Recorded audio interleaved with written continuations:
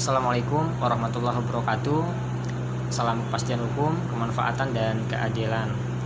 Sudah beberapa hari ini saya tidak membuat video. Ini banyak yang menanyakan ini, ngapa Pak Bram kok nggak buat video lagi?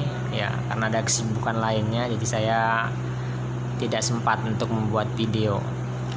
Terus ada juga yang bertanya tentang masalah ancaman pidana, tuntutan pidana, dan putusan pidana. Ini apa perbedaannya Pak Bram? Pada kesempatan ini saya akan coba menjawab hal tersebut. Yang pertama, ancaman pidana. Ancaman pidana merupakan sanksi atau hukuman yang diancamkan kepada pelaku tindak pidana atau orang yang melakukan perbuatan pidana tersebut. Nah, jadi orang yang melakukan tindak pidana, orang yang melakukan perbuatan pidana atau dalam istilah hukum delik, dia akan diancamkan sanksinya, akan diancamkan hukumannya. Misalkan orang yang melakukan tindak pidana pencurian. Tindak pidana pencurian ini diatur di dalam KUHP di pasal 362. Pencurian, ya, ketika seorang melakukan pencurian, maka dia diancam dengan hukuman maksimal 5 tahun. Nah, itu yang pertama. Misalkan orang yang melakukan tindak pidana pencurian, ya, pencurian biasa, dia diancam dengan hukuman 5 tahun penjara. Yang kedua, misalkan di dalam KUHP ketika orang melakukan pembunuhan, ya, ini diatur di dalam pasal 338. Ini diancam hukuman maksimal 15 tahun penjara.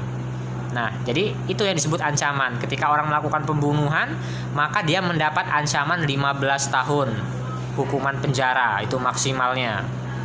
Terus juga di dalam pembunuhan ini tadi bisa dia mendapatkan hukuman seumur hidup atau hukuman mati ketika dia melakukan pembunuhan berencana misalkan.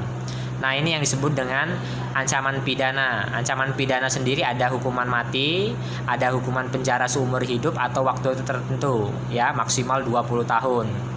Jadi tinggal disesuaikan lagi perbuatan apa yang dilakukan, akibatnya apa, disesuaikan dengan hukum material yang ada, maka dia akan mendapatkan ancaman-ancaman tersendiri. Yang kedua, ada namanya tuntutan pidana. Nah, tuntutan pidana ini yang bisa menuntut ini jaksa penuntut umum. Jadi jaksa penuntut umum inilah yang bisa menuntut seorang terdakwa atau orang yang melakukan kejahatan, orang yang melakukan perbuatan pidana berdasarkan hasil di persidangan, berdasarkan pemeriksaan yang ada di pengadilan. Ketika hakim sudah melakukan pemeriksaan, dianggap pemeriksaan telah selesai, maka di sini jaksa penuntut umum menguraikan tuntutannya seperti apa, bunyinya seperti apa. Misalkan saya bilang tadi, orang yang melakukan pencurian, ya, pencurian biasa apapun pencuriannya, dengan hukuman maksimal 5 tahun. Maka jaksa penuntut umum harus menulis di situ tuntutan 5 tahun penjara, denda 50 juta misalkan. Boleh seperti itu. Nah, itu yang disebut dengan tuntutan pidana. Jadi di sini jaksa penuntut umum, ya, memohon kepada pengadilan negeri, di sini khususnya majelis hakim, untuk bisa menetapkan, ya kan, untuk bisa mendapat gambaran akibat yang dilakukan oleh perbuatan pidana orang tersebut. Tuntutan pidana ialah permohonan dari jaksa penuntut umum kepada pengadilan, di sini majelis hakim, atas persidangan tersebut. Nah, itu disebut dengan tuntutan pidana. Terus yang terakhir, ada namanya putusan pidana. Putusan pidana ini artinya putusan yang memiliki kekuatan hukum tetap atau ingkrah istilah hukumnya.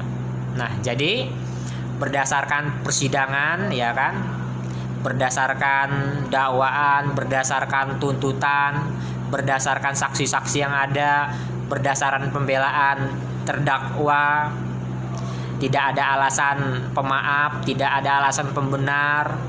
Hakim di sini berpendapat bahwa terdakwa salah, benar-benar melakukan tindak pidana tersebut, maka di sini hakim memutuskan pidana berdasarkan tuntutan yang diuraikan oleh jaksa penuntut umum. Nah, ini yang disebut dengan tuntutan pidana yang memiliki kekuatan hukum tetap atau istilahnya putusannya ingkrah. Nah, tapi di sini boleh ketika jaksa penuntut umum atau lawyer atau penasehat hukum atau terdakwa tadi tidak terima dengan putusan hakim. Boleh dia banding, boleh dia kasasi sampai peninjauan kembali.